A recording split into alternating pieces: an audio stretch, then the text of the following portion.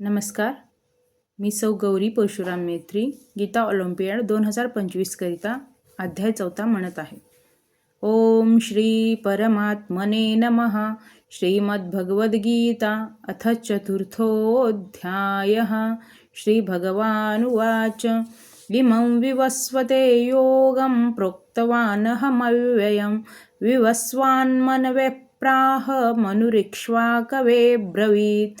एवं परम्परा प्राप्तम् इमं राजर्षयो विदुः. सकालेनेह महता योगो नष्टः परन्तप. स एवायं मया तेद्य योगः प्रोक्तः पुरातनः. भक्तोऽसि मे सखा चेति रहस्यं हेतदुत्तमम्. अर्जुन उवाच अपरं भवतो जन्म परञ्जन्म विवस्वतः कथमेतद्विजानीयां त्वमादौ प्रोक्तवानिति. श्रीभगवानुवाच बहूनि मे व्यतीतानि जन्मानि तव चार्जुन. तान्यहं वेद सर्वाणि न त्वं वेत्थ परन्तप. अजोऽपि सन्नव्ययात्मा भूतानामीश्वरोऽपि सन् प्रकृतिं स्वामधिष्ठाय सम्भवाम्यात्ममायया. यदा यदा हि धर्मस्य ग्लानिर्भवति भारत अभ्युत्थानमधर्मस्य तदात्मानं सृजाम्यहं. परित्राणाय साधूनां विनाशाय च दुष्कृतं धर्मसंस्थापनार्थाय सम्भवामि युगे युगे.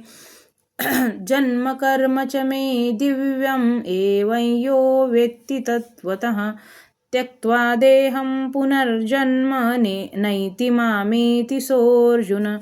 वीतरागभयक्रोधा मन्मया मामुपाश्रिताः बहवो ज्ञानतपसा पूता मद्भावमागताः. ये यथा मां प्रपद्यन्ते तंस्तथैव भजाम्यहम्. मम वर्त्मानुवर्तन्ते मनुष्याः पार्थ सर्वशः. काङ्क्षन्तः कर्मणां सिद्धिं यजन्त इह देवताः. क्षिप्रं हि मानुषे लोके सिद्धिर्भवति कर्मजा. चातुर्वर्ण्यं मया सृष्टं गुणकर्मविभागशः. तस्य कर्तारमपि मां विद्य कर्तारमव्ययम्. न मां कर्माणि लिम्पन्ति न मे कर्मफले स्पृहा. इति मायोऽभिजानाति कर्मभिर्न स बध्यते. एवं ज्ञात्वा कृतं कर्म पूर्वैरपि मुमुक्षुभिः कुरु कर्मैव तस्मात् त्वं पूर्वे पूर्वतरं कृतं. किं कर्म किमकर्मेति कवयोऽप्यत्र मोहिताः. तत्ते कर्म प्रवक्ष्यामि यज्ञात्वा मोक्षसे शुभात्. कर्मणो ह्यपि बोद्धव्यं बोद्धव्यं च विकर्मणः. अकर्मणश्च बोद्धव्यं गहना कर्मणो गतिः. कर्मण्यः कर्म यः पश्येत् अकर्मण्य च कर्म यः स बुद्धिमान् मनुष्येषु स युक्तः कृत्स्नकर्मकृत्. यस्य सर्वे समारम्भाः कामसङ्कल्पवर्जिताः ज्ञानाग्निदग्धकर्माणां तमाहुः पण्डितं बुधाः. त्यक्त्वा कर्मफलासङ्गं नित्यतृप्तो निराश्रयः. कर्मण्यभिप्रवृत्तोऽपि नैव किञ्चित् करोति सः. निराशीर्यत चित्तात्मा त्यक्तः सर्वपरिग्रहः. शारीरं केवलं कर्म कुर्वन्नाप्नोति किल्बिषम्. यदृच्छालाभसन्तुष्टो द्वन्द्वातीतो विमत्सरः. समसिद्धावसिद्धौ च कृत्वापि न निबध्यते. गतसङ्गस्य मुक्तस्य ज्ञानवस्थितचेतसः. यज्ञयाचरतः कर्म समग्रं प्रविलीयते. ब्रह्मार्पणं ब्रह्महविर्ब्रह्मग्नौ ब्रह्मणाहुतं. ब्रह्मैव तेन गन्तव्यं ब्रह्मकर्म समाधिना. देहमेवापरे यज्ञै योगिनः पर्युपासते ब्रह्माज्ञावपरे यज्ञै यज्ञेनैवोपजुह्वति श्रोत्रादीनीन्द्रियाण्यन्ये संयमाग्निषु जुह्वति शब्दादीन् विषयानन्य इन्द्रियाग्निषु जुह्वति सर्वाणीन्द्रियकर्माणि प्राणकर्माणि चापरे आत्मसंयमयोगाग्नौ जुह्वति ज्ञानदीपिते द्रव्ययज्ञास्तपो यज्ञा योगयज्ञास्तथा परे स्वाध्यायज्ञज्ञानयज्ञश्च यतयः संशितव्रताः अपाने जुह्वति प्राणं प्राणे पान तथा परे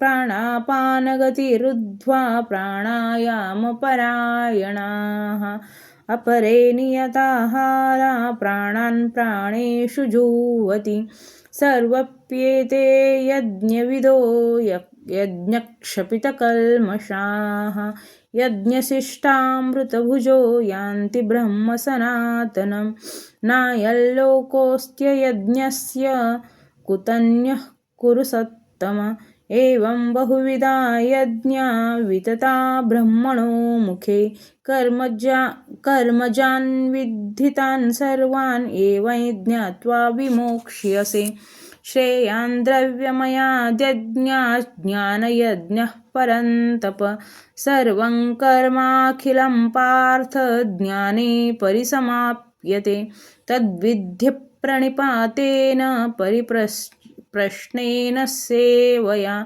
उपदेक्ष्यन्ति ते ज्ञानै ज्ञानिनस्तत्त्वदर्शनः